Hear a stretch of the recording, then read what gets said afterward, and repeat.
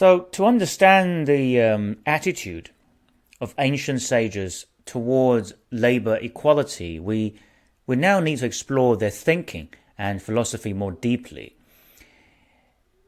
This is important because many social policies and general social mentality depends on such understanding.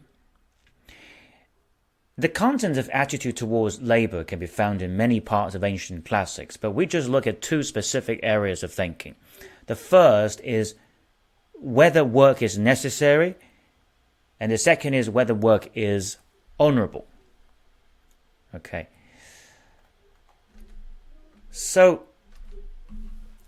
the general attitude of labor usually comes down from the top leader down to the common people, because they can encourage the workers in making their living.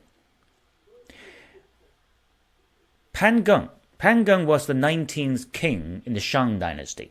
Right, so Shang, it is after Xia dynasty but before Zhou, before the Zhou dynasty. So Pan Geng was the 19th king in the Shang dynasty, and he encourages people to work.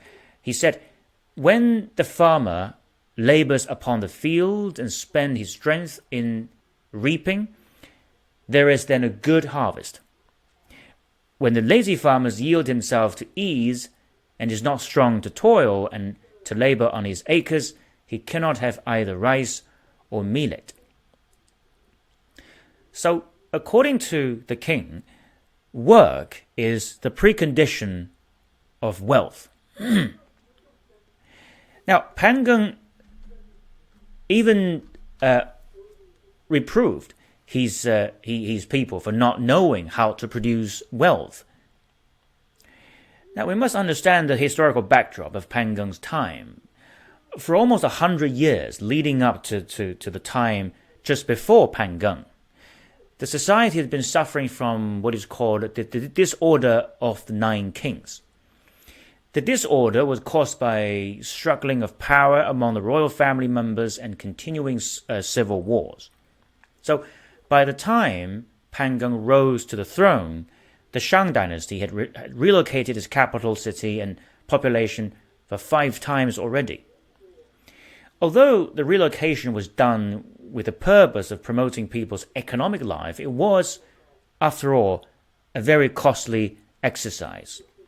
In modern language, we can say that it is equivalent to an extremely large capital investment, only more physically exhausting. Now, Pan Geng became king during the declining of royal authority and the rising unrest of the people.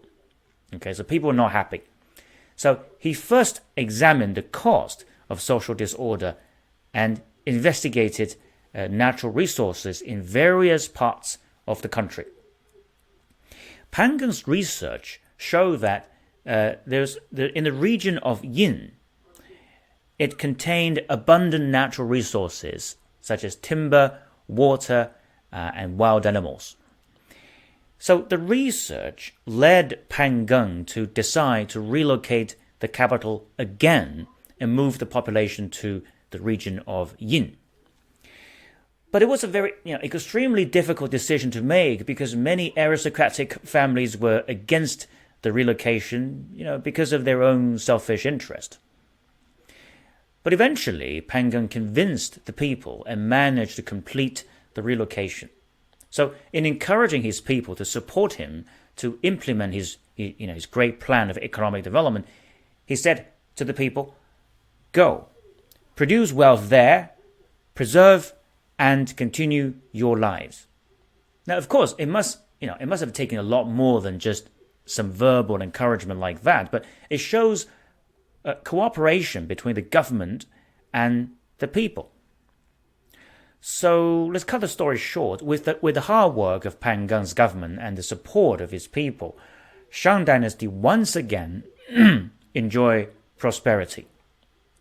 Now, also because Pan Geng applied Shang Tang's ethical governance principle, the feudal laws again yielded to the government. So, till the end of the dynasty, the government didn't have to relocate the capital for another 273 years. It's quite a long time. Now, we'll focus on the economic side of the story. What Pan Gung did was to provide the people with a great opportunity to make a good living. He didn't simply ask people to work, but he took great effort to understand what people really need to succeed, and he strived to provide them with the best possible life environment.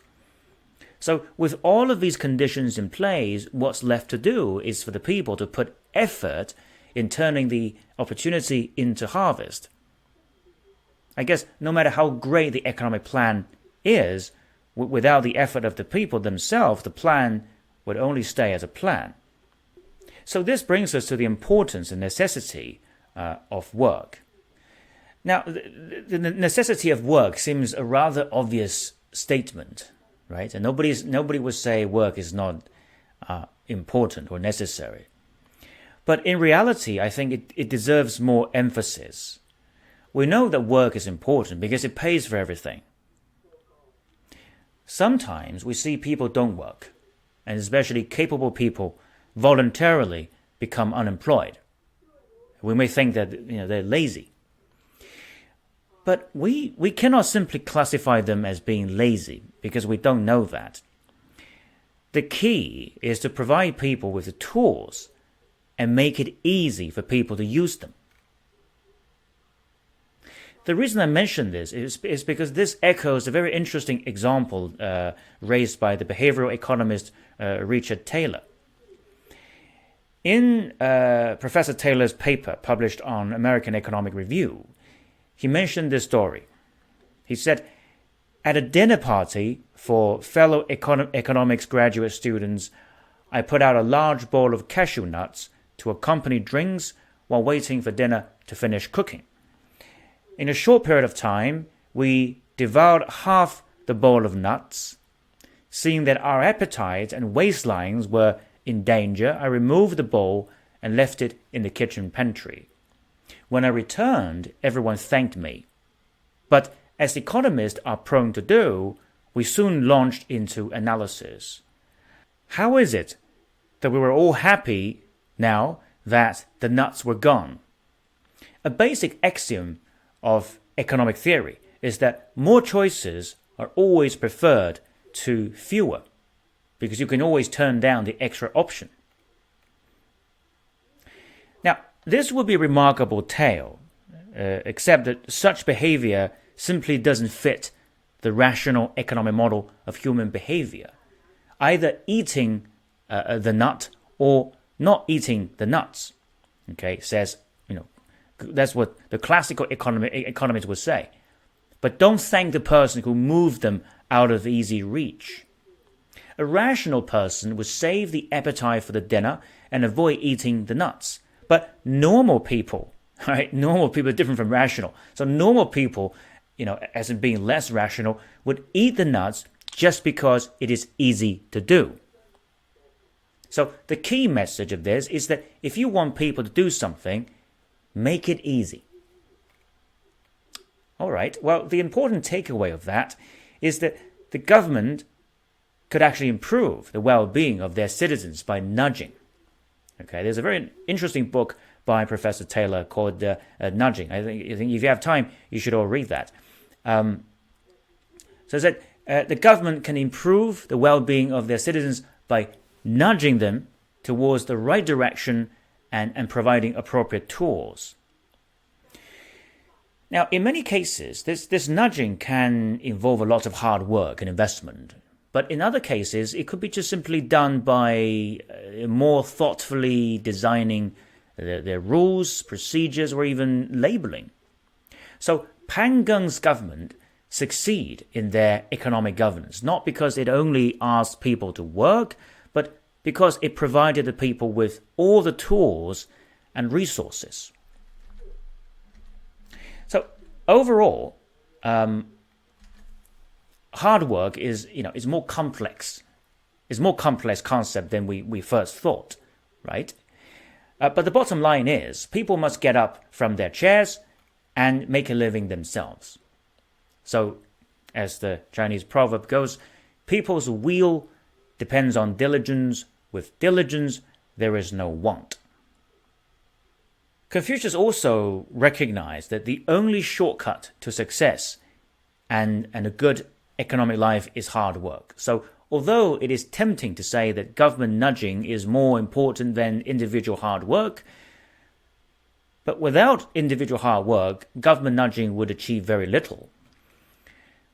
So to conclude what we just learned in this section, we can say that at the government level, it is necessary to provide people with the right tools to make a living, including education, training, infrastructure development, and policies that suit the time and the place. So we cannot just say that, the capable person who decides not to work is a lazy person. We need to provide them with the tools. That's at the government level. But at the individual level, people must understand that to make a good economic life, work is absolutely necessary. And the government has the responsibility to encourage people to work.